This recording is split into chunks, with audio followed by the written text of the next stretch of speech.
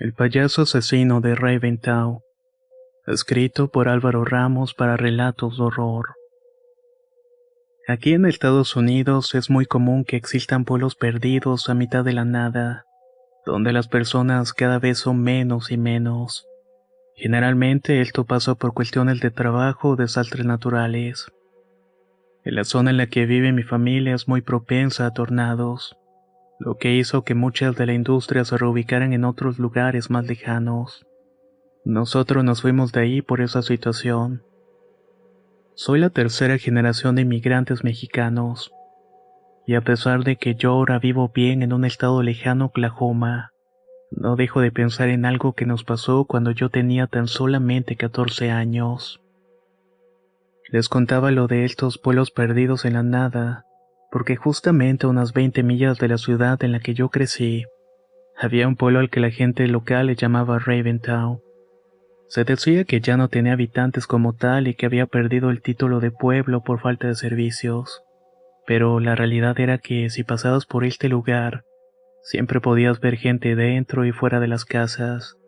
Pero lo que más llamaba la atención era una vieja y casi destruida rueda de la fortuna. Cuando le preguntaba a mi padre qué había pasado en Raventown, me decía que la gente se había ido porque la empresa que les compraba sus cosechas se fue y les dejó sin trabajo. Mucha gente vendió y se fueron en búsqueda de un trabajo y que los dueños de la feria, al no poder venderla, la terminaron abandonando. Y bueno, por algunos años se mantuvo al cuidado de los pocos habitantes que quedaron. Pero de esto era casi 60 años. La realidad es que detrás de toda esta historia hay una un poco más macabra que puede que tenga que ver con el abandono del lugar. Se dice que por ahí de los años 70, cuando el pueblo comenzaba a quedarse sin personas y la feria cada día tenía menos visitantes, una serie de eventos horribles comenzaron a suceder.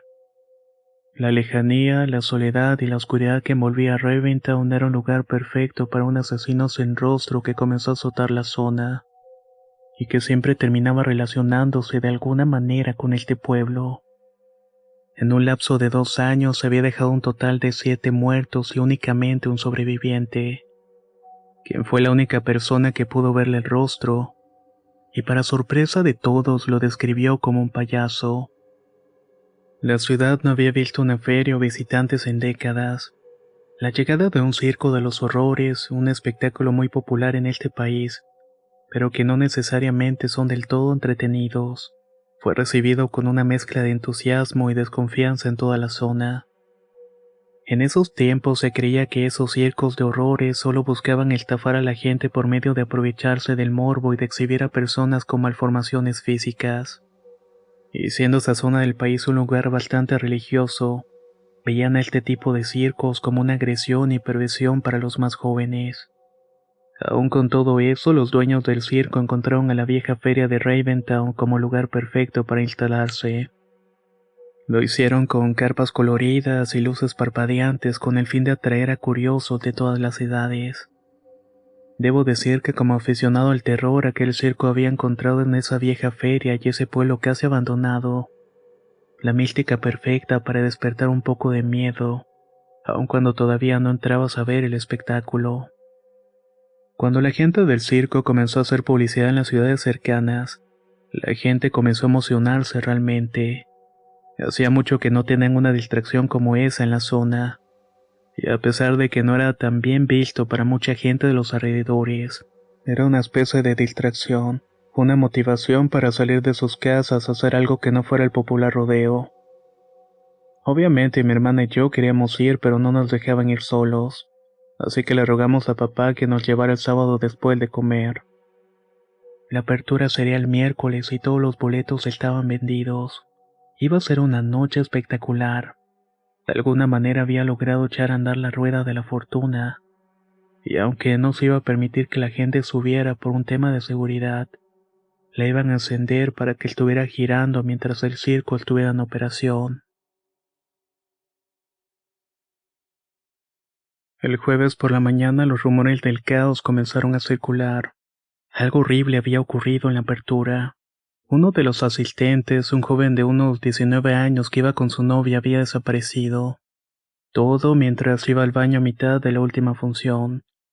Su novia, pensando en que tal vez se había ido sin ella a causa de una pelea que había tenido horas antes, salió al estacionamiento a buscar la camioneta y cuando la vio estacionada se acercó. En el reflejo del parabrisas vio algo raro en la rueda de la fortuna. Al voltear vio a su novio inconsciente en uno de los asientos, con la cara desfigurada por una golpiza que le habían propinado y los brazos colgando. Los gritos de la chica fueron tan escandalosos que se escuchaban en el interior del circo, haciendo que la gente saliera a ver qué era lo que estaba pasando. Fue cuando se dieron cuenta de que el muchacho estaba muerto. La policía determinó que el chico había sido asaltado y para ocultarlo lo habían subido a la rueda de la fortuna. Tenían pistas de quiénes pudieron haber sido. El tema de los asaltos en las carreteras, robos a estaciones de servicio e incluso robos a casas y granjas era algo recurrente en esas épocas. No había mucha vigilancia y tampoco miembros de la policía listos para actuar. La gente del circo, para que la gente no tuviera miedo de ir y con la promesa de la policía de la ciudad de que iban a tener más elementos de seguridad en el condado de Raventown, sacaron una promoción del 2x1 en todas las localidades para la función del sábado y domingo, justamente a la cual íbamos a ir nosotros. Mi padre era un hombre de trabajo, por lo cual sabía cuánto costaba ganarse el dinero, y una promoción como esa no le iba a dejar pasar. Así que para sentirse más seguro el plan cambió. Ahora íbamos mi hermana mayor, un vecino, mi padre y yo. Así aprovecharíamos bien la promoción. El jueves se mantuvo el circo cerrado por las investigaciones y el viernes, a pesar de que tenían permiso para actuar, los dueños del circo prefirieron mantener cerrado y preparar mejor las funciones del fin de semana. El viernes por la noche ocurrió algo que se mantuvo en secreto hasta que la gente del circo se marchó. Por la noche, una de las personas que tenían problemas mentales y era parte de las atracciones del circo fue a despertar al dueño e intentó decirle que a uno de los payasos lo habían secuestrado. Sus problemas para hablar y para describir le imposibilitaron la tarea, pero aún así tomó de la mano al dueño y lo llevó hasta su camper. Le mostró que la litera de su compañero estaba vacía. El dueño pensó que estaba exagerando, que no era la primera vez que alguno de los artistas se escapaban de noche, tal vez para ir a ver a alguna muchacha o irse a tomar a algún bar local. Lo que nunca entendió es que lo que aquel pobre hombre con aspecto de niño intentaba decirle era que un hombre vestido de payaso había entrado y se había llevado a su compañero. Lo había arrastrado mientras lo amenazaba a él con hacerle lo mismo si decía algo. Aquel pobre hombre, imposibilitado por su mente, intentaba de todas las maneras posibles describir al secuestrador. Imitaba la peluca, la nariz del payaso, pero el dueño pensaba que estaba describiendo a su compañero, que en el show justamente también actuaba de lo mismo. El cuerpo del trabajador del círculo lo encontraron por la mañana antes del amanecer, sentado en uno de los caballitos del carrusel abandonado que estaba en el fondo de la feria. Tenía una cortada en el cuello y otra en el abdomen, y como recuerdo de esa noche le habían dejado marcado un beso con labial rojo en la mejilla. La decisión de los miembros del circo fue de no decir nada y enterrar a su amigo en Raventown. La mayoría de quienes trabajaban ahí eran personas que habían sido rechazados por sus familias, o que se habían quedado sin nada en el peor de los casos. Incluso algunos optaban por viajar por todo el país disfrazados, huyendo de la ley o de amenazas mayores, por lo que tenían un acuerdo de palabras que los hermandaba a todos. Ese acuerdo establecía que si uno de ellos moría debía cumplirse su última voluntad, y ser enterrado donde el circo estuviera esa noche. Se ponen a pensar en lo tétrico que es que haya circos que van dejando enterrados sus muertos en los lugares donde se presentan.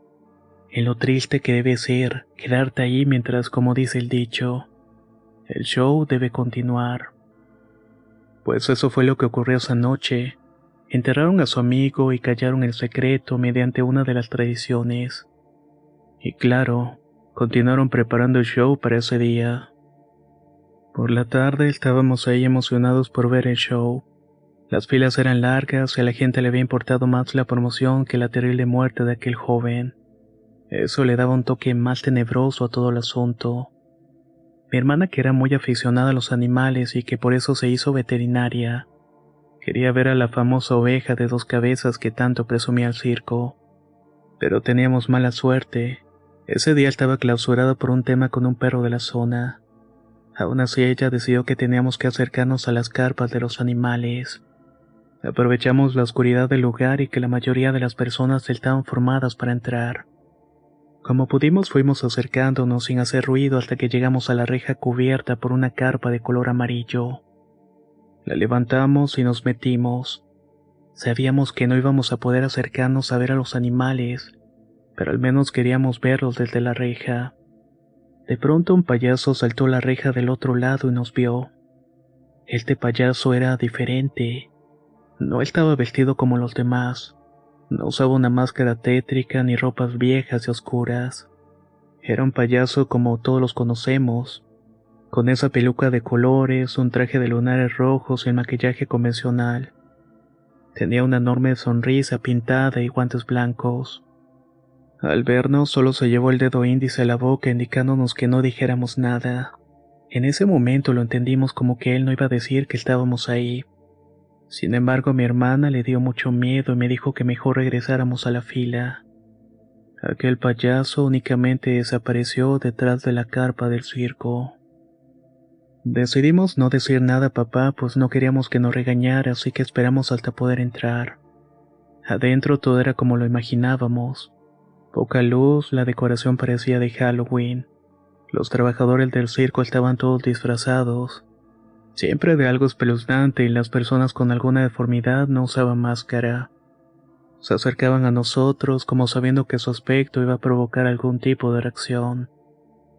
A mitad del show había un espectáculo de trapecistas, de algunos malabares con distintos artefactos. Luego mostraron sus habilidades colgados de la cuerda. Esto que voy a decir es algo que me traumatizó. Mientras una de las mujeres colgaba haciendo figuras, alguien cortó la cuerda que sostenía su trapecio y cayó desde una altura de 5 metros. Creo que podría describir lo que ocurrió, pero ahora saben por qué quedé traumatizado. Aún puedo escuchar el crujido de su cuello cuando impactó en el suelo. En ese momento todos corrieron a ayudarle excepto uno, el payaso del traje de lunares que estaba alejado de los demás. Se encontraba oculto detrás de unas bocinas. Ahí lo vi caminar hacia la parte más oscura del circo y perderse. Mientras tanto todo era caos y gritos. Alguien apagó las luces y pidió que todos se mantuvieran en su lugar. Una música de circo comenzó a sonar a todo volumen, y solo podíamos ver las sombras del personal sacando el cuerpo inerte de la joven trapecista. Cuando la luz volvió, nos dijeron que el show se cancelaría porque urgía llegar al hospital, que todo saldría bien y que el día siguiente habría una función de repuesto. Durante la madrugada el circo levantó todo y se fueron. Nunca llegaron al hospital y el cuerpo de la trapecista nunca apareció. La fugaz partida del circo dejó entre los pobladores de la zona mucha incertidumbre. La gente que iba a Raventown solo iba a investigar qué había pasado sobre los rumores de ese lugar. Decían que estaba maldito y esto comenzó a proliferar. Los pocos pobladores del lugar trataban de ahuyentar a la gente y decían que ellos habían estado tranquilos por 30 años y que el circo y la gente habían despertado el mal, que nunca debieron echar a andar de nuevo la rueda de la fortuna, porque eso no había hecho más que atraer al verdadero demonio. Uno al que le decían en los años 70 el payaso de la muerte. Pensaban que había muerto pues desde su último intento fallido por matar a alguien no se había vuelto a saber de él. Las muertes y desapariciones se terminaron cuando el único sobreviviente dijo haber sido atacado por un payaso vestido con un traje de lunares rojos. Cuando la noticia de que el payaso de la muerte había vuelto, la policía de las ciudades cercanas comenzó a implementar medidas como los toques de queda.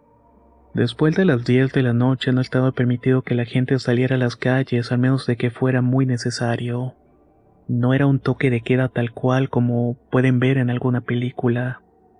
Simplemente era una advertencia que daban los policías de la zona, y créanme que la mayoría de las personas lo seguían al pie de la letra.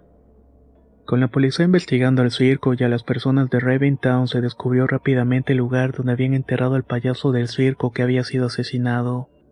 Lo enterraron únicamente con su traje a un lado y pensando en que pudieron haber hecho lo mismo con el cuerpo de la trapecista, comenzaron a cavar en toda la zona de la feria, pero no encontraron nada. Fue hasta la semana siguiente cuando uno de los policías encargados de vigilar la zona por la noche fue atacado, y con eso fue confirmado que el asesino estaba de vuelta. Esa noche el policía escuchó un ruido que provenía del lugar donde estaban los restos de lo que alguna vez fueron juegos de la feria, tablas viejas y podridas, pedazos de asiento de fibra, de vidrio, basura y otras cosas viejas. Tenía que descartar cualquier cosa, así que fue con su arma en una mano y con una linterna en la otra. Cuando de pronto, y según se relató, un hombre salió de la nada y lo tocó con un cuchillo en el cuello. El policía esa noche usaba una chaqueta gruesa de gabardina, lo que hizo que por la velocidad del golpe no se le enterrara de manera profunda, dejándole una herida superficial. Forcejeó con el hombre que usaba guantes blancos y tenía la cara pintada de payaso. No traía puesto su traje de lunares ni su peluca de colores, pero era indudable que se trataba del asesino. El payaso en su desesperación mordió al policía en el cuello tratando de hacer más grande la herida con el cuchillo, pero el policía respondió disparándole repetidamente su arma, dándole 2 tiros en el cuerpo al asesino. Uno se lo dio en la pierna y otro en un costado.